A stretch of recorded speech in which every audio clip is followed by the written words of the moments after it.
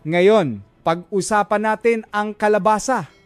Sa mundo ng kalusugan, ang kalabasa ay isang sikat na karakter. May mga taong itinuturing itong long life melon o himalang gulay na nagsasabing kaya nitong umiwas sa cancer, magpaayos ng pagdumi at may mga mahiwagang epekto. Ngunit kasabay nito may mga nakakatakot na babala na kumakalat sa internet. Sinasabing kung mali ang pagkain mo ng kalabasa, ang lason nito ay maihahalin tulad sa arsenic at maari pa itong ikamatay. Ang dalawang magkasalungat na pananaw na ito ay tila ba napakalaking kontradiksyon, hindi ba? Nakakadagdag ito ng kaba at pagkalito. Ang kalabasa ba ay isang anghel o isang demonyo? Dapat ba tayong kumain ng kalabasa o hindi? At kung kakain man tayo, paano ito kakainin sa pinakaligtas at pinaka-epektibong paraan? Huwag kayong mag-alala. Sa video ngayon, sasamahan ko kayo upang hawiin ang ulap at muling kilalanin ng lubusan ng ating lumang kaibigan, ang kalabasa. Hindi tayo magkukwento ng mga mahiwagang istorya na walang basehan. Gagamit tayo ng mga totoong kaalaman na pinagsama mula sa makabagong nutrisyon at tradisyonal na karunungan sa kalusugan upang sabihin sa inyo kung saan ba talaga magaling ang kalabasa at ano ang mga patibong na hindi ninyo dapat apakan habang tinatamasa ang sarap nito. Para sa ating mga kaibigang nasa middle-aged at mga nakatatanda, ang iba't ibang sistema ng katawan ay tahimik na nagbabago. Bumabagal ang metabolismo, humihina ang panunaw, at maaaring may iniinda ng mga chronic diseases. Kaya naman sa usapin ng pagkain, mas kailangan nating maging mapanuri. Ang ibabahagi ko ngayon ay direktang may kinalaman sa inyong pang-araw-araw na pagkain at kalusugan. Pakiusap maglaan ng ilang minuto para tapusin ang panonood. Naniniwala ako na marami kayong matututunan dito upang simula ngayon maging malinaw na ang inyong pagkain ng kalabasa at maging tunay na yaman ito sa inyong hapagkainan sa halip na maging banta sa kaligtasan. Bago tayo dumako sa pangunahing paksa, kung talagang nagmamalasakit kayo sa kalusugan ninyo at ng inyong pamilya, pakiclick muna ang subscribe button at i-on ang notification bell para hindi kayo mahuli sa mga praktikal na kaalamang pangkalusugan sa hinaharap. Dito tinatalakay natin ang mga katotohanang pangkalusugan na bihirang pag-usapan ng iba. Nais ko ring malaman kung handa kayong sumama sa aking paglalakbay. Kung pinapanood nyo ito at sumasang-ayon kayo, mag-type ng 1 sa comment section. Kung hindi naman, mag-type ng 0. Malugod ko ring tinatanggap ang inyong mga opinyon sa ibaba. Sige, simulan na natin ang paksa ngayon. Maraming tao ang tumitingin sa kalabasa bilang isang ordinaryong gulay lamang. Pero sa totoo lang, ang halaga nito ay higit pa sa inyong inaakala.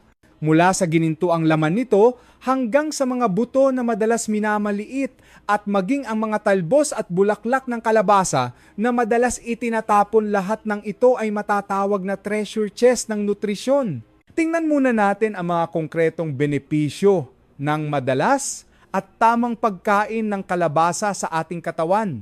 Ang 5 pangunahing benepisyo ng kalabasa. Unang benepisyo, pinapagaan ang pagdumi, constipation at inaayos ang lining ng tiyan. Ito ang tagalinis at tagapangalaga ng bituka. Para sa mga nakatatanda, habang nagkakaedad humihina ang galaw ng bituka.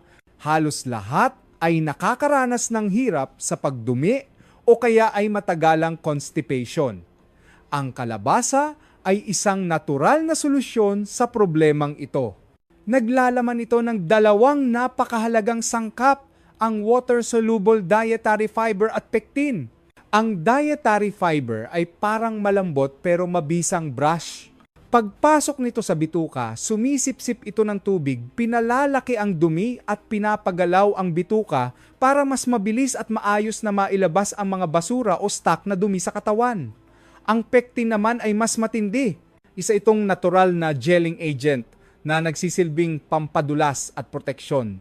Una kaya nitong sipsipin ang mga bacteria, toxins at iba pang dumi sa bituka para mailabas kasama ng dumi. Nagsisilbi itong detoxifier. Pangalawa, bumubuo ito ng makinis na proteksyon sa dingding ng ating tiyan. Para sa lining ng tiyan, Nagsisilbi itong baluti laban sa mga magagaspang at maanghang na pagkain at nakakatulong pa ito sa paghilom ng mga sugat dulot ng ulcer.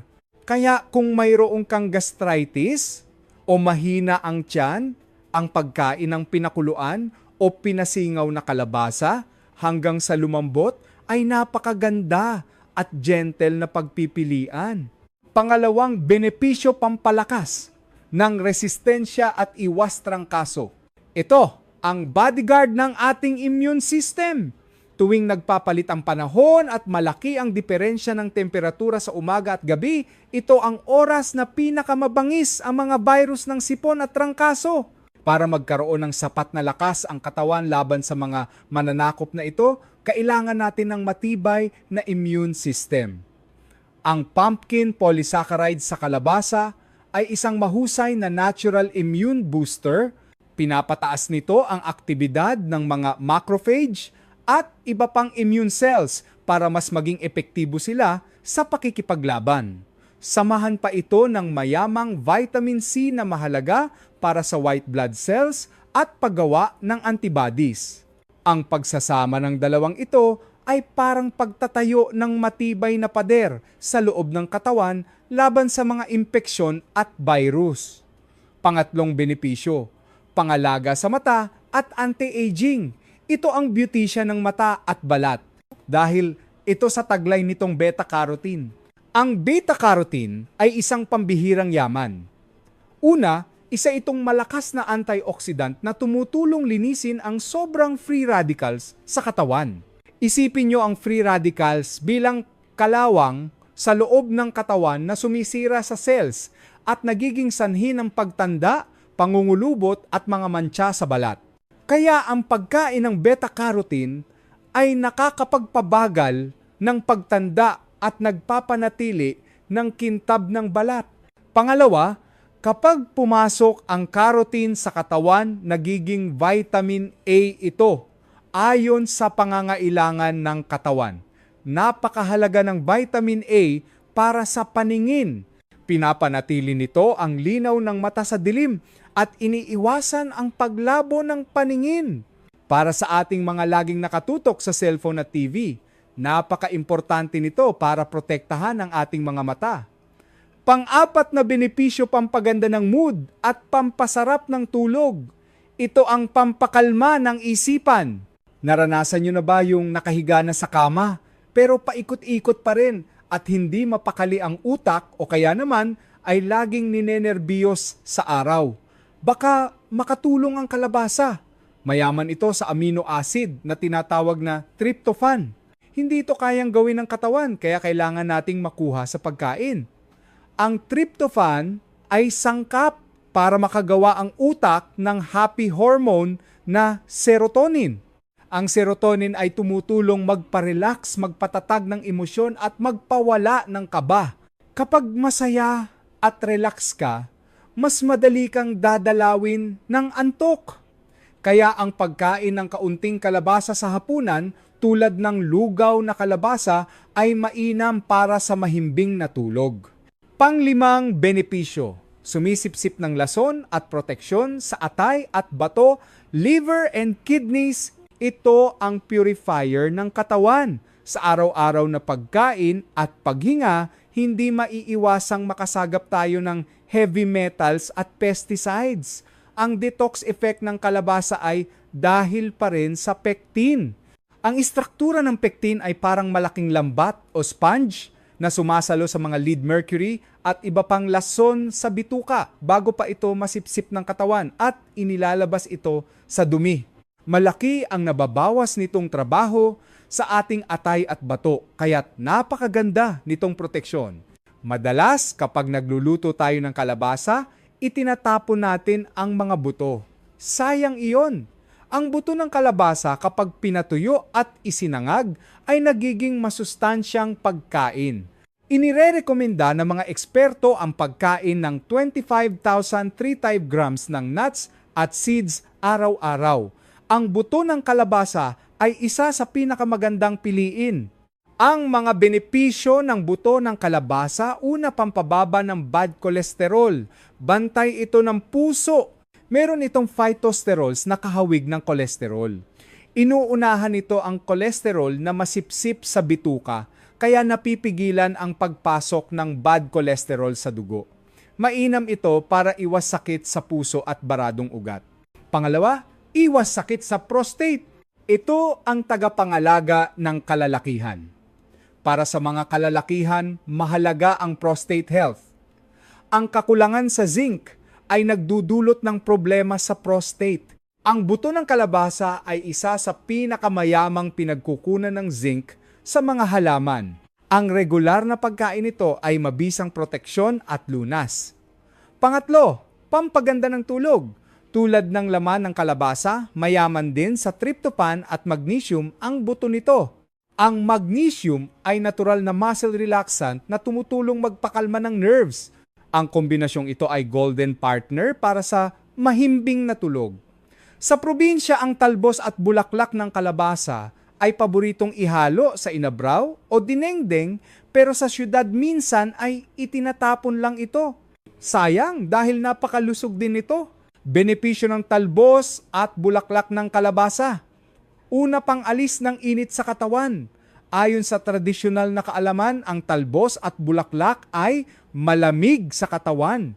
Nakakatulong ito mag-alis ng init, magpalabas ng lason, at magpaihi.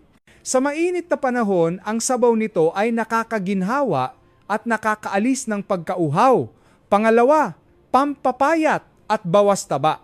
Mayaman ito sa fiber at mababa ang calories. Nakakabusog agad kaya nakokontrol ang pagkain at nililinis ang bituka. Kung mataas ang inyong lipid o kolesterol at gustong magpapayat gawing regular na gulay ang ginisa o pinakuluang talbos ng kalabasa, sige, tapos na tayo sa mga benepisyo. Ngayon, dadako tayo sa pinakakritikal na bahagi ng video. Sabi nga, ang tubig na bumubuhat sa bangka ay siya ring pwedeng lumunod dito. Ganon din sa pagkain. Kung tama, gamot. Kung malilason, ang kalabasa ay warm o mainit ang katangian. May 6 na kombinasyon na dapat ninyong iwasan. Tandaan ninyo ito. Ang 6 na ipinagbabawal na isabay sa kalabasa uwan, kalabasa at tupa lam, gatong sa apoy nagdudulot ng kabag. Ang karne ng tupa o kambing ay hot na pagkain pampainit ng katawan. Ang kalabasa ay warm din. Kapag pinagsabay, parang binuhusan mo ng gasolina ang apoy. Magdudulot ito ng sobrang init sa loob na lalabas bilang kabag, impatso o constipation. Kung may lagnat o sakit ka, bawal na bawal ito. 2. Kalabasa at suka sayang ang nutrisyon. Maraming mahilig maglagay ng suka para sumarap ang luto. Pero sa kalabasa, wag. Ang acetic acid sa suka ay sumisira sa beta-carotene at vitamins ng kalabasa. Gusto mong luminaw ang mata mo pero nilagyan mo ng suka, edi nawala rin ang bisa. Huwag lagyan ng suka ang nilulutong kalabasa. 3. Kalabasa at spinach. Siraan sila. Mayaman sa vitamin C ang spinach. Ang kalabasa naman ay may enzyme na sumisira sa vitamin C. Kapag pinagsabay, parang gumamit ka ng gunting para sirain ang bitamina ng spinach. Sayang lang. Paghiwalay na lang ang pagkain sa kanila. 4, kalabasa at kamote starch bomb. Kawawa ang tiyan. Pareho silang masustansya at may fiber, pero pareho ring sobrang taas sa starch. Kapag pinagsabay ng marami, hihirapan ang tiyan na tunawin ito. Magpe-ferment ito sa tiyan, magiging gas at magdudulot ng matinding kabagsinik at pang-asim ng sikmura. Lalo na sa mga matatanda, iwasan ang pagsasabay nito. 5. Kalabasa at isdang espada hairtail beltfish. Pwedeng magka-allergy. Ang espada ay masarap na isda, pero may mga sabi-sabi na hindi ito dapat isabay sa kalabasa. Ang ilang kemikal sa kalabasa ay maaring mag-react sa protina ng isda na nagiging sanhi ng allergy, pangangati o pantal. Sa malalang kaso, pwedeng mahilo. Kung mangyari ito, uminom ng tubig o magpatingin agad kay Dr. Emilio Navarro o sa pinakamalapit na ospital. 6. Kalabasa at red dates. Jujube, dagdag hirap sa panunaw. Ang red dates ay pampaganda ng dugo pero mahirap tunawin ang balat nito. Ang kalabasa ay nakakadagdag din ng kabag pag naparami. Kapag pinagsabay, lalong sasakit ang tiyan at masisira pa ang vitamin C ng dates. Sa mga may diabetes, may kumakalat na balita, nakakapagpababa daw ng blood sugar ang kalabasa. Totoo ba ito? Kailangan nating linawin ito. Ang sabi-sabi ay galing sa pag-aaral na nakakuha ng pumpkin polysaccharides na nagpababa ng asukal sa daga sa laboratorio.